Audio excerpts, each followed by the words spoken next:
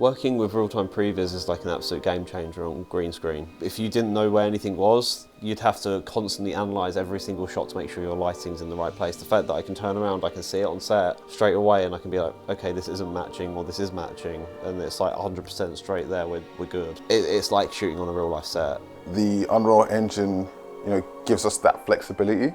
So we can do like day and night cycles. We can program in things like scaling, objects appearing and disappearing, where otherwise we would just be trying to imagine the scenario, which kind of unifies everyone's thought process and understanding of the environment. Directing this film inside the Unreal Engine was a huge difference, a massive benefit compared to what we've done before. Using the Unreal Engine with our real-time tracking and final pixel that we were viewing, we could see our environment.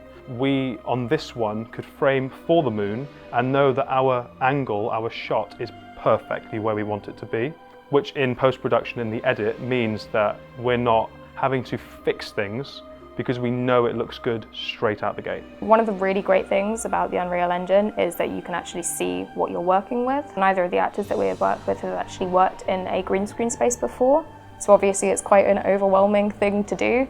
Kind of tell people to go into a green room and imagine that there is a giant moon there. So I'd have to point to a green screen and go, there is your moon. I didn't have to do that this time because they could see it, which meant that you get a more authentic performance from them.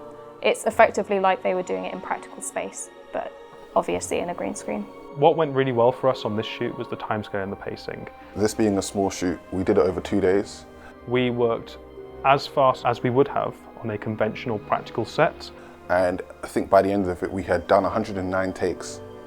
And these 109 takes come with everything you need, the tracking information, so we could easily go back in on Unreal if we're not happy with certain aspects, modify the scene, rebuild lighting.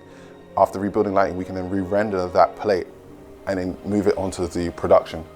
Right now in our workflow, I can edit the film like it was a practical set. So I can see the crenellations, the towers, I can see the framing with the moon, and I can more accurately edit the film to the image I want to achieve. So one of the really great things about not being in a practical space means that we aren't actually tied to the environment that we are using. The opportunity to re-render backgrounds, because we've got the camera tracking already captured, it really gives you some leniency in the post of this. So obviously, although it's really important for the actors to know where they are in the space, it means if we go in post and say, I really hate the texture on that wall, we can re-render it, which means that we can change the entire feel of the environment. If we had more time, honestly, I would rather spend it in pre-production, just really visualising the set a bit more, which wasn't an option for us. So one of the things that we would definitely do is sit down with our DP Adam and make sure that we tell him exactly what we see our space as being. And obviously we'd include Mark as the technical director, which means that basically coming in on the first day, everyone will be on the exact same page. So if we were able to sort of just sit down for a little bit longer with the artists making the scene, we can sort of sculpt it to what we could do actually in the studio as well. Like I'd have been able to plan out lighting a little bit more, I would be able to plan out camera angles a little bit more.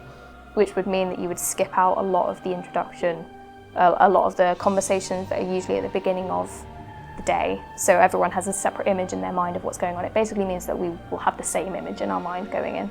If we had more budget on this film, it would have been really nice to have like wireless monitors and like higher end lenses, higher end cameras, like all the bells and whistles that naturally come with a higher budget, we can use and benefit from in real time as well. Just more hands on deck. Like, as a DP, I love being in control of things, but sometimes I just want to hand that control, or like at least be able to be down in front of the camera or in front of a screen. That overall just assistance and hands would be incredible.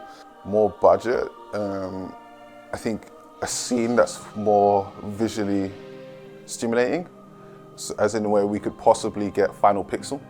I believe if we had a big enough budget, we could easily pull something off like that.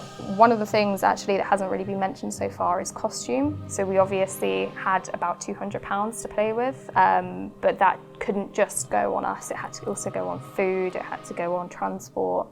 But being able to have a budget to dip into would mean that we could just play with it and make our characters more real. I think what could be improved is Definitely the space. So if we had a larger studio, we could have more lights, and for example, we would not need to change, like to move the lights every time we needed to move the camera. So talking as the visual effects artist on this film, I am encountering a lot of problems with green screen keying and spill. In a larger space, we'd be able to bring the talent way further away from the green screen, which would reduce that spill and make compositing the shots a lot easier. There was actually a really good morale on the set. I think everyone kind of felt like they were doing something that was really new and something that was really exciting. It's something that is unique for most of us. I think we've all kind of had experience dotted here and there with green screen, and we've done things before that have been sort of close to this, but I think being able to actually do a narrative within a green screen space was a really exciting thing.